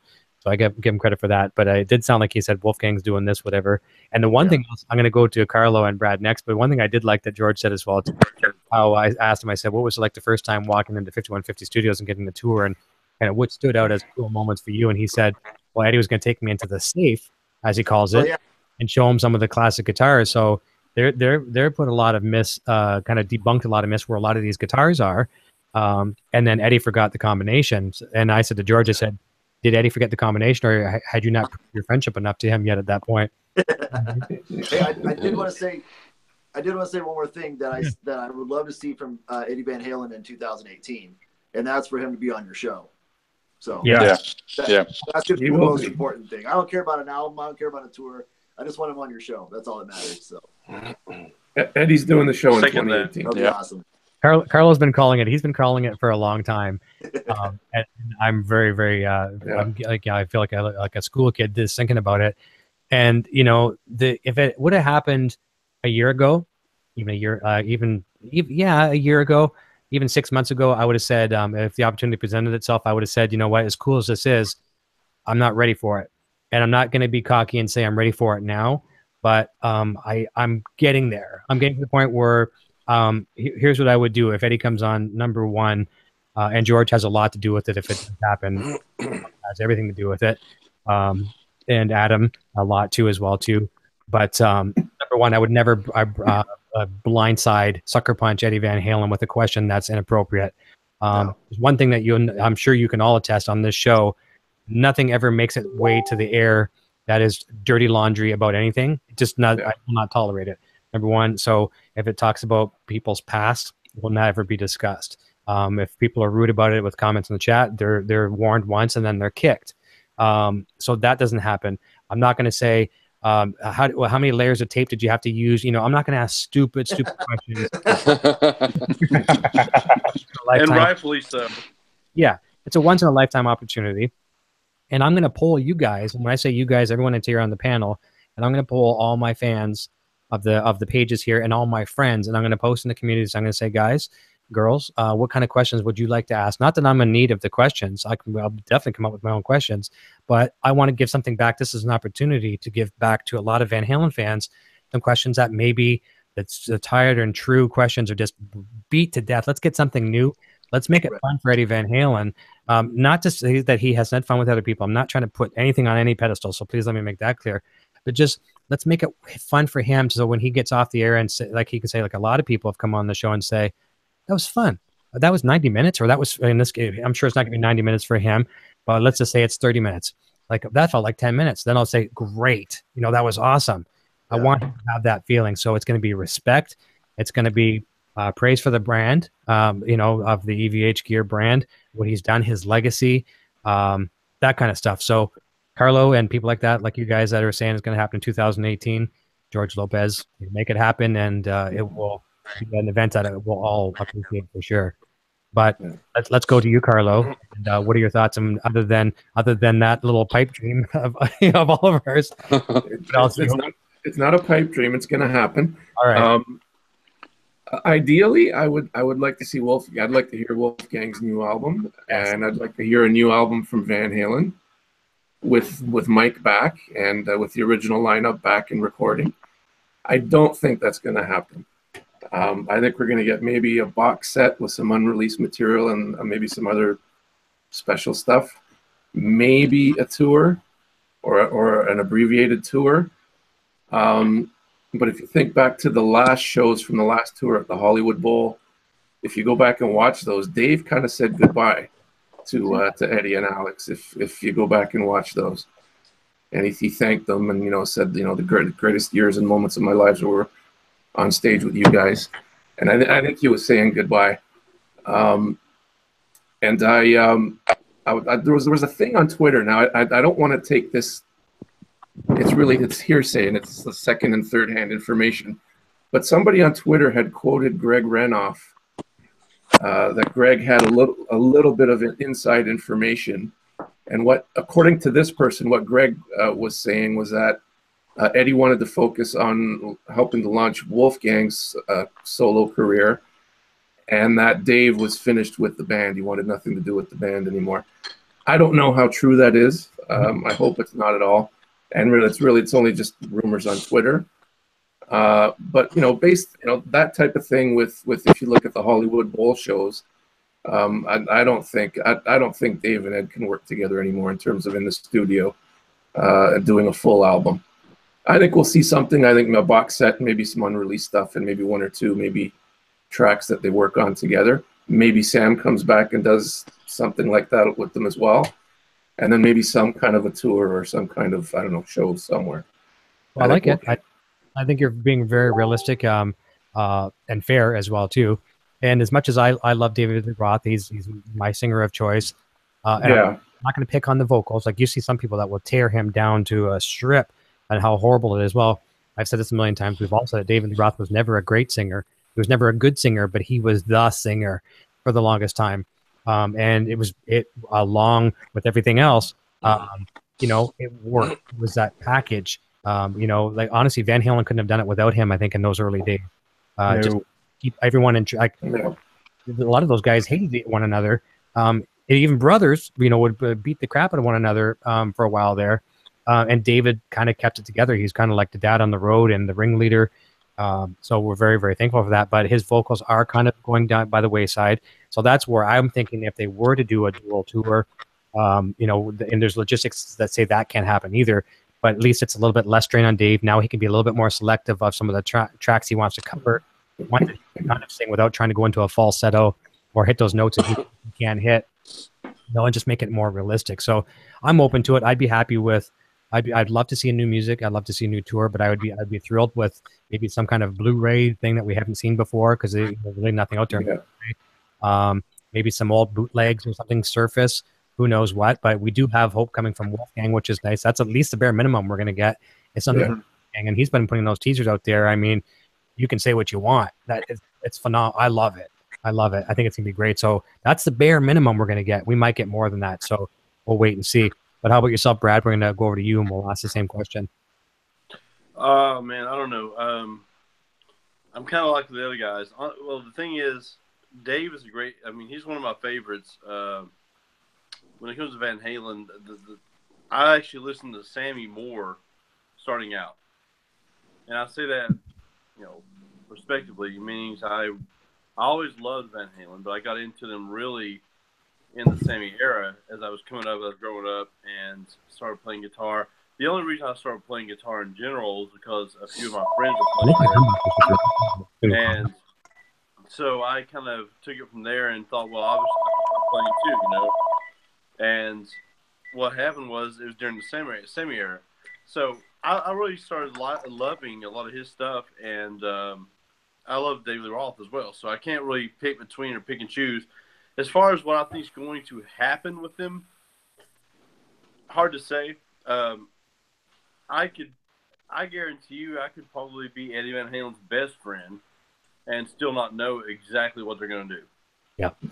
And I think that's fair. I think it's a very fair statement because things change in a heartbeat. Things change. So what I would love to happen is a new album and new music. Yeah. Not just older music reworked.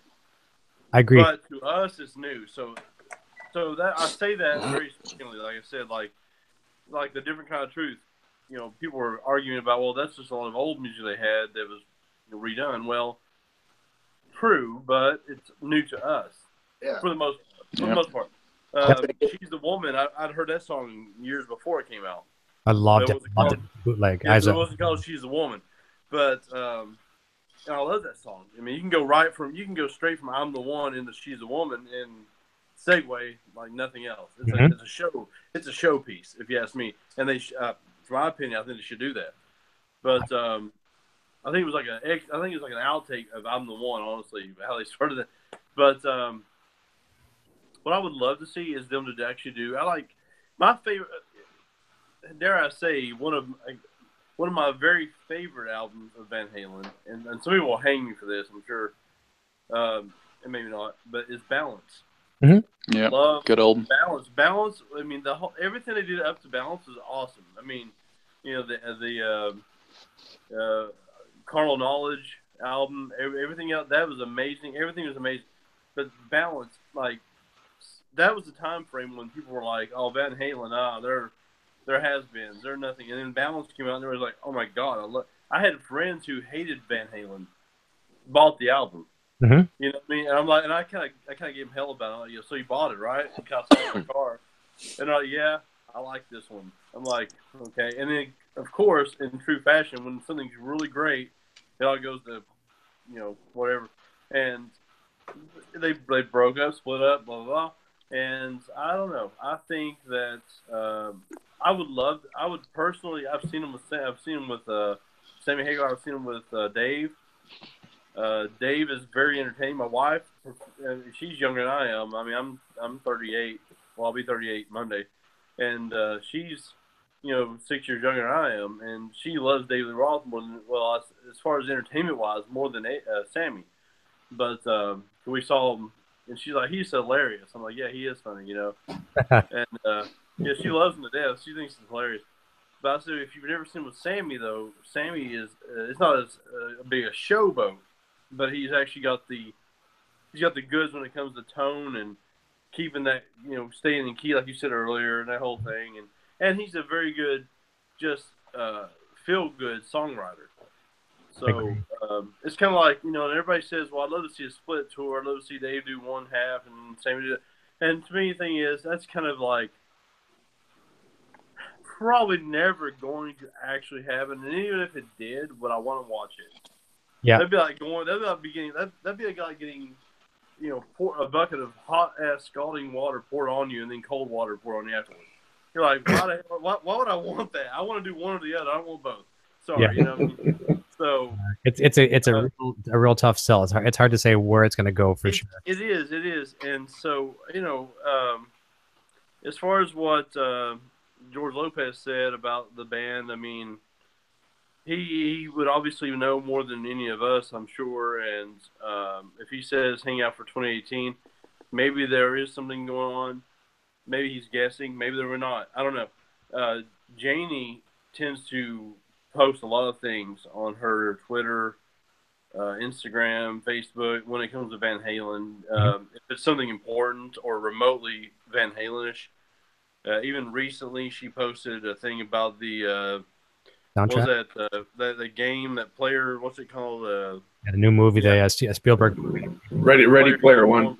Yeah. She posted that recently, and it had the Van Halen Jump soundtrack, and so she quickly did that, you know.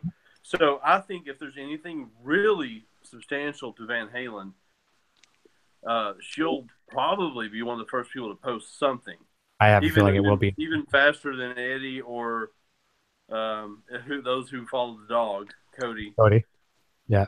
Cody, he's on a lot, but most active dog on Instagram. Most active dog online, yes. Yeah. But I want to see. I'm just like everybody else. I want to see something so bad, but I don't mind waiting if it's going to take that extra time to make it worthwhile. That's right. So it needs to be good. It's like Wolfie doing his album. Yeah, he's been doing it, what, 2 years now? 3? I don't even know. Be done when it's done.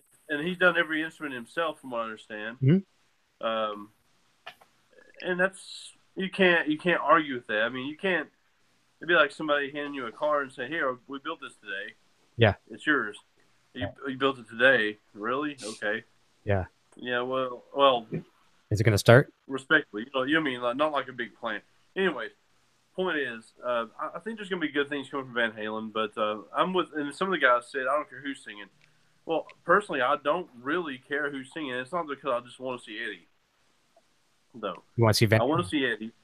But Eddie Van Halen writes, what you have to understand is the reason he, dare I say the reason, and you guys are going to, some of these people are going to, don't take me the wrong way. Some of the reason he sounds so good is because he is very good as a rhythmic player. Oh, he sure is. It really has more to do with his rhythm and his swing in the song than it does with his lead stuff. He can play. I mean, I always said I would love to hear him write something with Rob Thomas. Other people are like, Rob Thomas. I'm like, yeah, Rob Thomas is one of the best lyric writers I've ever heard. And just, if you could get Eddie to fill in the gaps, it'd be like the most badass thing you ever heard, probably, in my opinion. Yeah, I don't think Eddie gets as much credit for his rhythm playing. I mean, his rhythm playing is unbelievable. No, his rhythm playing is really where it's at. I mean, without that, he doesn't have everything else. And obviously, he can pull off everything else. I mean, he's obviously a really good lead player, but clearly, I mean, that's why he's. But I'm just saying, and it took me years to learn that. It took me years to learn that it wasn't about, when I heard Ice Cream Man, you know, I was listening for the lead part, that part where the breakdown, the solo, went crazy. But really, up to that point, was what got me hooked. But it had nothing to do with the solo that got me hooked. It had to do with everything else before that. I was like, well, so he's actually a much better rhythm player. You know what I mean? He's got a swing. Yeah, totally. Yeah, he's got that swing to it. And it's like, I think I heard Wolfie or somebody comment at one point that Eddie plays on the offbeat. He doesn't play on the on beat. He plays always in between the offbeat. He does. And if you listen to, if you have that in mind and you go back and listen to the albums, you'll hear that. You'll hear the off swing that he's on, and that's his timing. That's the way he does things. And from there on out, it just kind of snowballs. He just the most famous one is Panama. Yeah. The intro to Panama is played on the offbeat. Yeah, exactly. So I think there are going to be some great things from. I definitely know they're not done. And even if Eddie himself, and you guys know this already, if he himself released just an instrumental album with he and Al, we'd all buy it. And I would go see them live. If he did something like Respect the Wind and whatever else he did, I mean, that was badass. That whole thing was awesome. And they could do that. But I think with the singer, when somebody said don't matter what singer, you know, Sammy could find that spot, the sweet spot between Eddie's, you know, rhythm and really make it work. So it took both of them to make those songs work. Same thing with David Lee Roth. You can listen to Panama. The first time you heard Panama, if you heard it without lyrics, say the first time you ever heard it, no lyrics, you'd be like, that's really good. You'd be impressed for about a week, and then you'd be like, okay, whatever. but with the lyrics, with the chorus, with everything in the Panama, that whole thing, that's what makes it. So it's not really one or the other, but it is the rhythm playing with the vocals, no matter who's singing vocals. And then, at that point, basically they said, shit, throw in, some lead. And of course, I know he did a few takes and pieced together a few pieces, and sometimes he did it in one take. But that's just how it works. That's how the business works. And Eddie is really, he gets credit for his lead playing, but in reality, it should be more for his songwriting and rhythm playing, in my eyes. Yeah, I agree. I agree for sure. Very, very good points of everybody. I'm going to go over to the chat. And I'm going to say, read the last comments here, and then I'm going to let everyone. We're going to wrap up here. Usually we try to run around 90 minutes, but I want to thank everyone for having a great day. At least making a great day for me is what I'm trying to say. It's at a loss for words at the moment. Celebrating a birthday with me, which is fantastic. So I'm very, very grateful. Quentin James says A Christmas Story, talking about the movies earlier, and that's obviously a good one. That's a favorite of Sandra's here. She's got all of them, all the different versions. Humbucker's agreeing with that thing. Yes, Quentin James. And Scott MacArthur says, I'm a total dork. I love the Polar Express. Love it. Watch it every year for the past 12 years or so. Yeah, and as you mentioned. Mark Taylor saying, hey, Will. Let me see here. Scott MacArthur says, happy birthday, Eric. Just realized it was your birthday. No problem. Mark Taylor says, Eric, you haven't mentioned how old you are. No secret. Unfortunately, I'm 40. 155 years old. Thank you. Maybe a little less than that. 49. I'll be 50 next year. That's going to be the tough one next year. So 49 today. I'll be pointing to the gray mustache. The mustache always gets in trouble on this show. Let me see. Quentin James says, Eric, now that was funny. And let me see. Oh, yeah, I'm referring to the Helix comment probably. Mark Norris says, hi, Eric. I'm new here. Been really enjoying watching your videos. Happy birthday, man. Thank you, Mark. I appreciate that very much. So the losses, I like both. It's probably referring to singers. Quentin James says, send Ed a list of questions and ask him what he would like to talk about, and guaranteed that's going to happen. There will be a list of questions provided, and they won't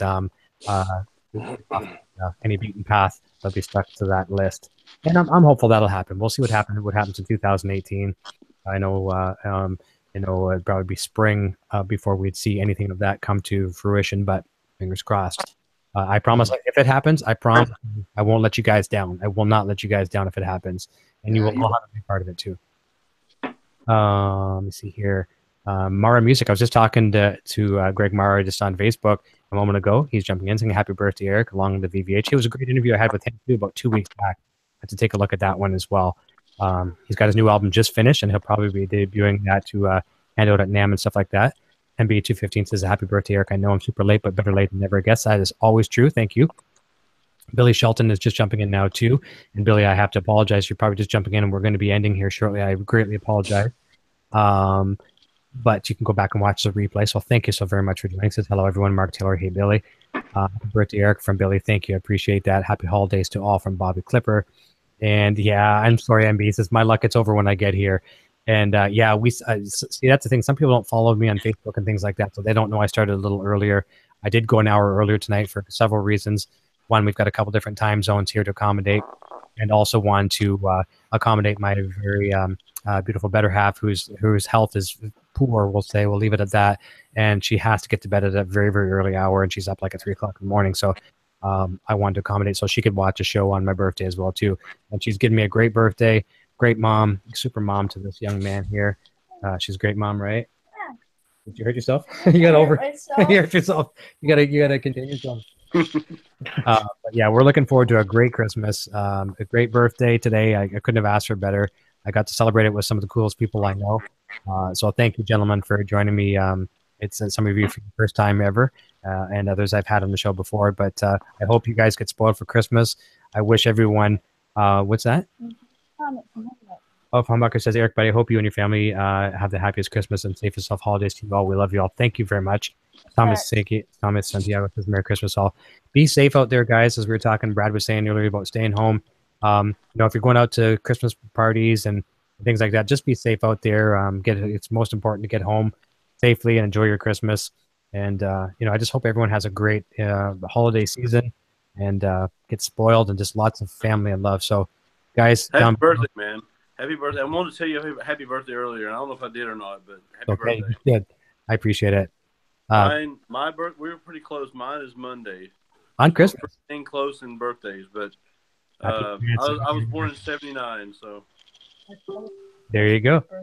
That's a cool birthday as well too. But then, just like I say, I complain about mine being 3 days before Christmas. Imagine if it was on Christmas. Yeah, I remember you used to talk about it when you were Well, if anybody's listening, I would, for my birthday present on Christmas, I would love Eddie Van Halen to be on your show.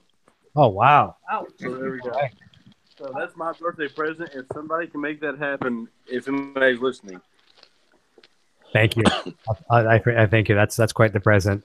So on behalf, we got Brad Bolin, we got Carlo Santin, we got Jeff Humphreys, Darren Moore, Richard Henry, and Rob Cunningham. Guys, thank you so very, very much for joining me and making my birthday extremely great today. I really thank you. That was great. Thanks. Thank you, Eric. Yeah, cheers. Yeah. Best show, man. Best show. I would not go out of my way and be on anybody else's show. I've never done this before, but this time I wouldn't miss this one. I wouldn't miss it. So thank you. That means a lot to me. It really does. I'm very warm and fuzzy, so I appreciate that. Hey, Eric, are you making out to NAMM this year? I'm not going to be doing NAMM this year, unfortunately, with Sandra's health. What I am going to do, though, is 2019, I'm going to bring him and her there. Now, I'll probably be pushing Sandra in a wheelchair on the floor, but I will be there, and he really wants to be part of it, so he'll be part of my video crew anyways. I'm not looking there because I don't want to have you sitting next to me. Yeah. No, but I can't, because she was just diagnosed with this condition that she has, a disease, we'll say. It is a disease. And I won't go into the big details because she doesn't like the sympathy from the public. But it's changed our lives dramatically. I quit my job a year ago, as I said earlier, and it was almost a blessing in disguise. I quit my job, had no idea she was going to become sick. And within about 2 months of me quitting my job, she was diagnosed with this issue. And our lives have changed dramatically. We're a closer family than we've ever been before. So that's a very, very long answer on me not being at NAMM. But the three of us will be there in 2019. I'd love to help you if I can be there. If I can be at that NAMM, I will definitely. My services are at your disposal if I can do anything, or in between now and then, or even after. I'm sure everybody else thinks probably the same. So, but anything you guys need, I don't have a lot of money, but if there's anything I can do for you guys, let me know. No problem at all, and I appreciate that. Just the support, friendship alone. Just a lot of times, I get a lot of messages from people saying, "Oh, how's Poison doing today?" And I kind of become, I don't ever want to sound rude or callous or just because it's like, do you want to know or do you really want to know? Because if I tell you the whole story, then you go into this whole thing and it's very sad. It's a very sad thing. She doesn't want that. She appreciates people that care about her, and she gets a lot of positive vibes, and that is helping her more than you know. I just tell people, it's about the same. It's easier just to say it's about the same than to go into the full details. And like I say, it's changed our lives dramatically. He's helped tremendously around here. He's become a young man overnight. He helps me around the house tremendously. Yes, doing great. I see the guns. I see the guns back there. Yeah, he's got them. But it's been good. But you'll expect to see the three of us. We'll make a nice family vacation to California in 2019 Winter NAMM, and we'll be there, be in the EVH booth, and we'll be doing all kinds of fun stuff. So that's great. I wish you guys the best. Thank you, buddy. buddy. Junior, you've got a great dad and obviously a great son for you and a wife. You guys are amazing. We love watching everything you guys do. Thank you so much for letting me, and I'm sure everybody else, but thank you for letting me be a part of this. And you guys are awesome. And please hang in there and keep your faith. Well, the pleasure's all mine. Thank you to all you fine gentlemen. I appreciate that. I'm going to say goodbye to all you guys after here. We'll conclude the broadcast here in a moment. And I'll just say goodbye to you. Well, thank you very much, everybody over in the chat. For you that jumped in towards the end there, MB and Billy Shelton, thank you again. Just rewind the chat and rewind the video and have a look, and go back and have a look. Next week's my last show of the year, the 29th. Friday, there'll be regular time, so the people that come in late tonight, it'll be the regular time, 9 o'clock Eastern Standard Time. I've got guitarist Jennifer Batten on the show. We're looking forward to that, formerly Michael Jackson, and some other incredible accolades. Cool. He's very excited. He's a big Michael Jackson fan. Well, that's going to be fun. We'll be kicking off the new year with, I'm still waiting. The Joe Satriani thing has been postponed. But the sole fact that I'm a low person on the list of people, and he's announced the European tour as well, too. So that's caused that's the first in command is the European interviews. It's going to be a phone interview. It will not be a live video, but I'll have it on here on the YouTube channel. Kicking off the new year with Jason Becker. Paul Gilbert is also going to be coming on the show. Really looking forward to that one. That's going to be a fun Shred Fest show, and I'm hoping if all goes well, I'll get him to play on the show. Some fun stuff. Just like to talk about Eddie Van Halen, I'm going to try to ask him some questions that haven't been asked before. I'm not going to ask him what did it feel like when you got the power drill stuck in your hair, and you should ask him though. To be fair. Yeah, I'll ask him. I'll ask him off the air. It's almost what I try to do on the show is I try not to be the Chris Farley on Saturday Night Live. You remember when you're in the Beatles? Farley's like, aren't you like guitars from AC/DC, right? Exactly. Yeah. Paul Gilbert. Oh, Mr. Big. Does that mean like all you guys are tall? And you just. I try not to do those kind of things. I do ask some dumb questions. I'm not going to be. I've asked some dumb questions, but it's how we all. It's how we all grow, right? So, and I'm learning every time I push the go live button. So. That's like saying, "Hey, do you know how to tap?" Yeah. Do you know how to tap? Yeah. Do you type your own guitars? That kind of thing.